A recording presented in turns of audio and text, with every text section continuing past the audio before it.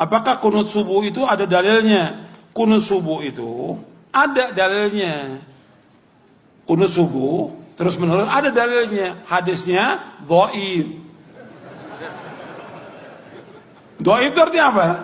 Lemah. Lemah itu boleh dipakai atau tidak? Nggak boleh dipakai. Ingat tuh, hadisnya ada dhaif. Kalau dhaif nggak boleh dipakai. Bahkan ada sahabat bertanya, seorang anaknya dari sahabat bertanya, wahai ayahku, engkau pernah sholat di belakang di belakang Rasulullah SAW, Abu Bakar, Umar, Uthman, Ali, radhiyallahu ajma'in. Apakah mereka kunut subuh? Dijawab oleh bapaknya, ai bunayya muhdatsun, wahai anakku, kunut subuh itu muhdats. Apa makna muhdats? Beda. Bahkan lebih tegas lagi di Sunan Nasai dijelaskan, ai bunayya bid'atun, wahai anakku, kunut subuh itu bid'ah. Kalau bid'ah nggak boleh kita ikut. Sekarang kalau kita sholat di belakangnya orang yang kunut subuh, ya kita memperbanyak baca pujian kepada Allah. Bisa kita baca Rabbana lakal hamdu terus kita ulang-ulang sampai 10 kali nggak ada masalah.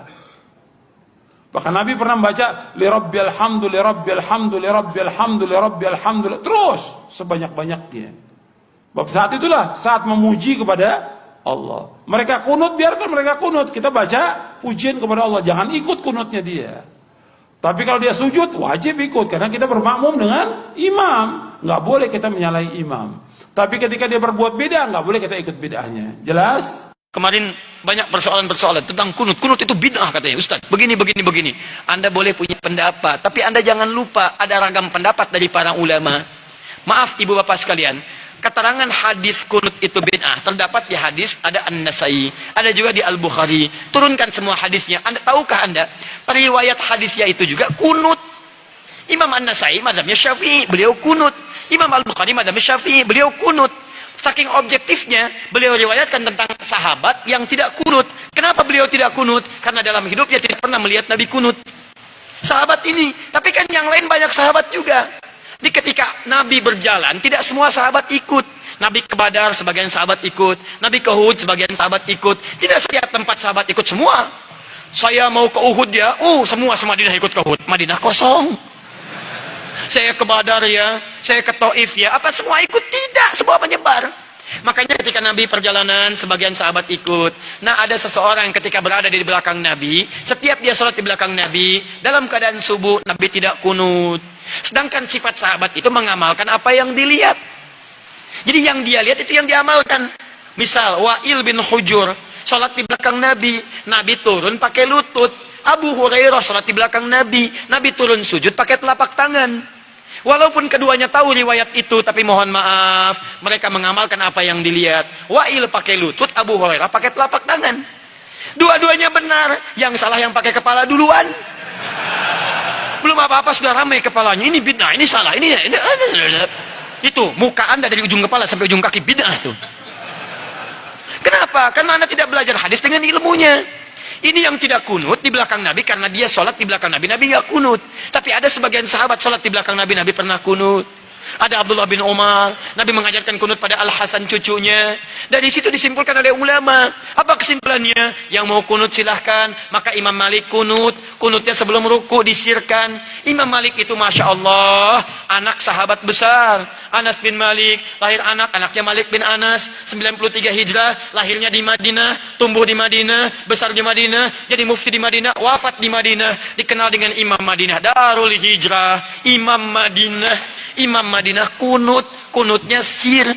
Imam Syafi'i muridnya Imam Malik, lahir tahun 150 Hijrah, kunut. Beda dengan gurunya, Syafi'i dijaharkan, kunutnya ba'da ruku, bangun setelah i'tidal dijaharkan. Bacaannya sama dari Nabi, Allahumma hdini fiman hadait. Kalau jadi imam, Allahumma hdina fiman hadait. Imam Abu Hanifah wafat tahun 150 Hijrah, memilih yang tidak kunut, ngambil hadis sahabat yang tadi.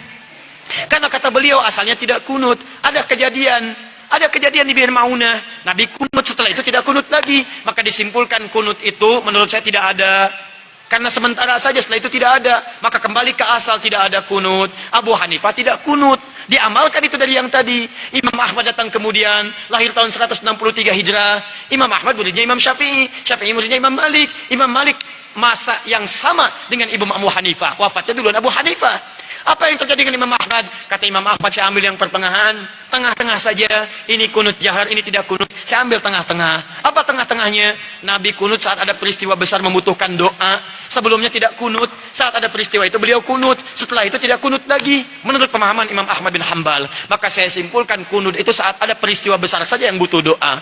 Peristiwa besar butuh doa namanya nazilah. Maka dikenal dengan kunut nazilah. Tapi hebatnya Imam Ahmad dengan Imam Syafi'i tidak ada masalah. Salat di belakang Imam Syafi'i beliau kunut. Imam Syafi'i salat di belakang Imam Ahmad beliau tidak kunut. Imam Syafi'i datang ke tempat Imam Abu Hanifah. Imam Abu Hanifah sudah wafat. Ketika beliau memberikan ilmu di tempatnya, kemudian diminta jadi imam saat subuh, beliau tidak kunut. Selesai itu kata muridnya, "Syal Imam, kenapa Anda tidak kunut?" Kata Imam Syafi'i, "Saya menghormati pendapat di tempat Imam Abu Hanifah yang tidak kunut." Luar biasa. Imam besar, ahli fikih, imam madhab, ahli hadis, paham hadisnya, tidak ada masalah.